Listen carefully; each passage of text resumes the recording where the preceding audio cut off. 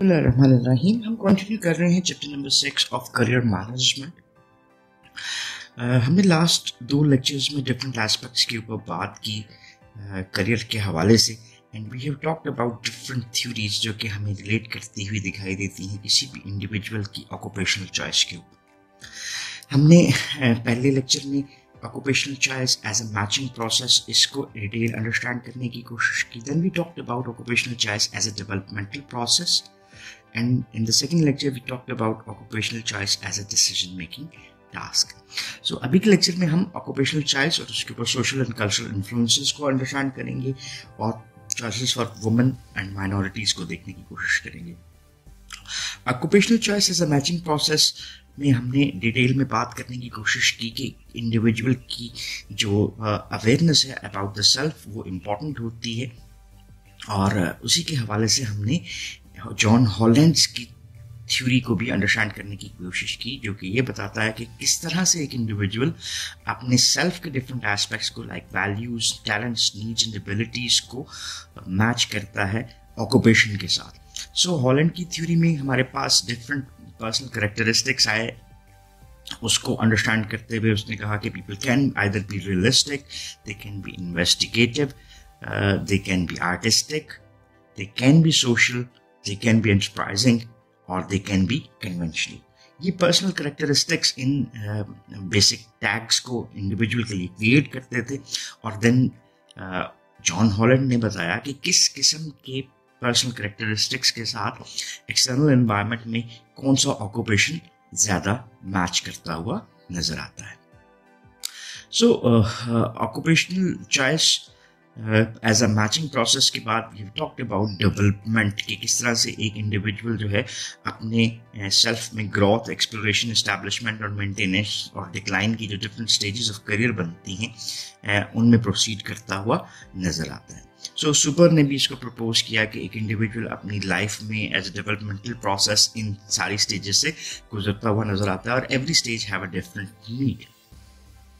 And then decision making task में हमने programmed and non programmed decisions को भी अंडरस्टैंड किया। अभी डिटेल में बात करते हैं कि what is the social and cultural influence on occupational choice. As an individual हम जब भी अपनी ज़ात में एक पर्सनालिटी रख रहे होते हैं तो वो पर्सनालिटी इन्फ्लुएंस होती है सर्टेन सोशल एस्पेक्ट से और कल्चरल एस्पेक्ट से। सो एक इंडिविजुअल अपने आप में एक डिफरेंट इन्वायरमेंट में अपनी लाइफ को गुजार रहा होता है और वो उसको इन्फ्लुएंस करती हुई नजर आती है। इसके हवाले से there are different psychological factors जो कि किससे इन्फ्लुएंस होते हुए नजर आते हैं। The type of society an individual is living in and the type of culture जो वो प्रोसीड कर रहा होता है, जिसमें वो रह रहा होता है। तो जनरली किसी भी एक इंडिविजुअल की चॉइसेस वो रिफ्लेक्शन है of our personal characteristics and environment.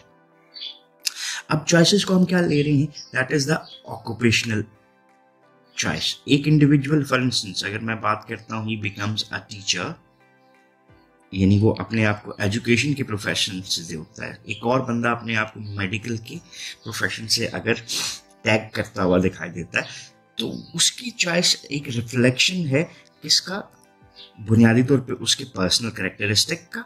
जैसे जॉन हॉलैंड की थ्योरी में उसने different types of personal characteristic को डिफरेंट टाइप्स ऑफ पीपल के साथ रिलेट कर दिया। And the second thing is the type of environment he is living इन। अब इसी के हवाले से आगे चलें और बात करें तो past and present play a very major role in occupational decision making. अब 2 एस्पेक्ट हम देखते हैं, पास्ट एंड प्रेजेंट।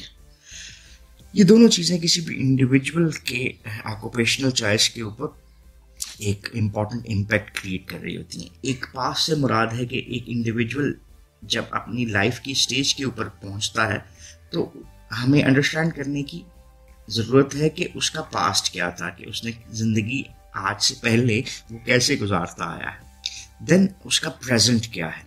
अब पास्ट को थोड़ा सा और अगर हम इन डेप्थ एनालिसिस करना चाहें तो उसमें अचीवमेंट्स क्या हैं, उसमें कौन सी नीड्स थी जो कि वो फुलफिल नहीं कर पाया, उसकी एस्पिरेशंस क्या थी या ख्वाहिशात क्या थी जो कि वो इंडिविजुअल पॉजेस कर रहा था। And then just take example कि अगर हम जंप करना चाहते हैं तो हमारे लिए बहुत इंपॉर्टेंट है कि हम किस ग्राउंड के ऊपर मौजूद हैं। फॉर इंस्टेंस अगर हम एक रेतली ज़मीन के ऊपर हैं और वहाँ से जंप करना चाहते हैं तो हमारे लिए ज़्यादा लंबा जंप मुश्किल होगा, लेकिन अगर हम सॉलिड जगह के ऊपर हैं तो हम प्रेस करके एक ज़्यादा फोर्स जनरेट करते हुए ज़्यादा दूर तक जा सकते हैं। Same is the context of present, कि एक इंडिविजुअल अभी किस स्टेटस के ऊपर है और उसी की बुनियाद के ऊपर उसकी ऑक्यूपेशनल डिसीजन मेकिंग इन्फ्लुएंस होती हुई नजर आती है।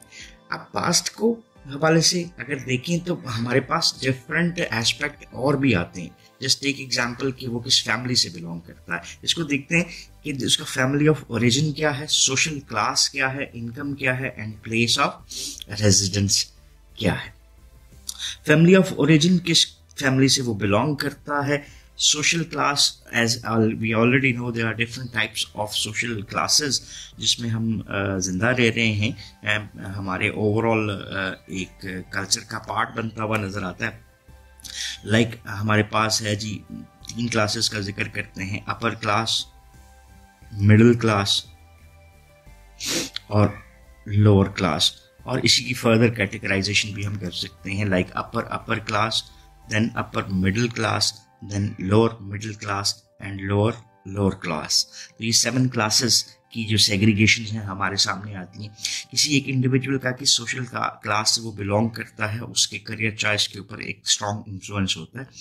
Then what type of income he was generating in the past and उसका प्लेस ऑफ रेजिडेंस आपको क्या नजर आता है। हमें ये चीज़ें अगर कल्चरल कॉन्टेक्स्ट में हम देखें इन अ लार्जर सेंस तो हमें ये चीज़ नजर आती है कि there are different occupations which are more related to different types of personnels.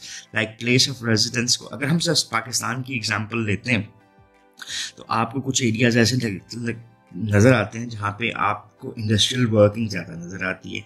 कुछ ऐसे एरियाज नज़र आते हैं जहाँ पे आपकी ऑक्यूपेशनल चॉइस है ही क्या, आपका ओन एंटरप्रेन्योरियल एक्टिविटीज़ हैं जो कि आपको ज़राअत से रिलेट करती हैं। So place of residence have also a strong influence। and then present की अगर हम बात करें तो it includes कि हमारी आज की सिचुएशन क्या है, लाइक हमारा economic, political and cultural climate जिसमें हम रह रहे हैं। सो इकोनॉमिक कंडीशंस आपकी किससे रिलेट करती हैं, जहाँ पे आप रिजाइड हैं वहाँ पे या उस कंट्री के हवाले से, उस एरिया के हवाले से इकोनॉमिक कंडीशंस क्या हैं और डिफरेंट इकोनॉमिक इंडिकेटर्स क्या बता रहे हैं। पॉलिटिकल फोर्सेस किस तरह से हैं एंड कल्चरल क्लाइमेट किस तरह से आपको प्रोग्रेस करता हुआ दिखाई देता है। ये तमाम वो चीज़ें हैं जो कि आपको एज एन इंडिविजुअल इन्फ्लुएंस करती हुई दिखाई देती हैं।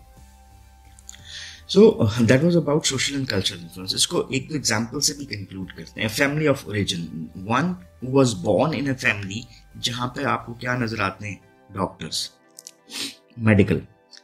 अब जब आपको एक फैमिली ऑफ ओरिजिन जिससे वो बिलोंग करता है उसमें डॉक्टर्स नजर आते हैं, माँ बाप चीज़ों का इन्फ्लुएंस किस पे ऊपर जा रहा है, ये बड़ा हो गया डॉक्टर बनेगा।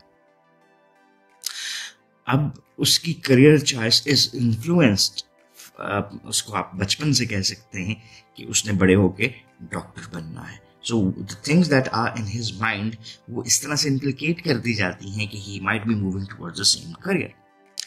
सोशल क्लास की एक एग्जांपल लेते हैं। जैसे आपको नजर आता है कि अगर मैं मिडिल क्लास से हूँ और मेरा ब्रॉट अप भी ऐसा है तो मेरी थॉट प्रोसेस भी उसी से रिलेट करते हुए नजर आएंगे और मैं उसी सोशल क्लास से रिलेटेड डिफरेंट ऑक्यूपेशंस को सर्च कर लाऊंगा, उसी ऑक्यूपेशनल चॉइसेस पे जाता हुआ नजर आऊंगा। दो इट इज़ नॉट 100%, आपको इसमें से डिफरेंसेस भी नजर आते हैं, बट इट इज़ इन्फ्लुएंसिंग। और इसी तरह से अगर हम प्रेजेंट की बात करें तो those countries which have better economic conditions, तो वहाँ पर जॉब अपॉर्चुनिटीज़ भी आपको ज़्यादा नजर आती हैं, एंटरप्रेन्योरियल अपॉर्चुनिटीज़ के चांसेस भी आपको निस्बतन ज़्यादा नजर आते हैं। सो वो इकोनॉमिक इन्वायरमेंट जिसमें आप रह रहे हैं वो आपकी करियर चॉइस को इन्फ्लुएंस करता हुआ दिखाई दे रहा होता है। सो that was about social and cultural influence on occupational choice. तो इस लेक्चर को हम यहीं तक रखते हैं। नेक्स्ट लेक्चर में हम बात करेंगे कि करियर चॉइसेस ऑफ वुमेन किस तरह से इन्फ्लुएंस होती हुई आपको नजर आती हैं और माइनॉरिटीज के हवाले से आपको क्या इन्फ्लुएंसेस नजर आते हैं। So once again thanking you for watching this lecture. If you still have any questions or queries, so you can ask in the comment section and we would definitely love to answer those. So once again thanking you. Have a nice time. Allah Hafiz.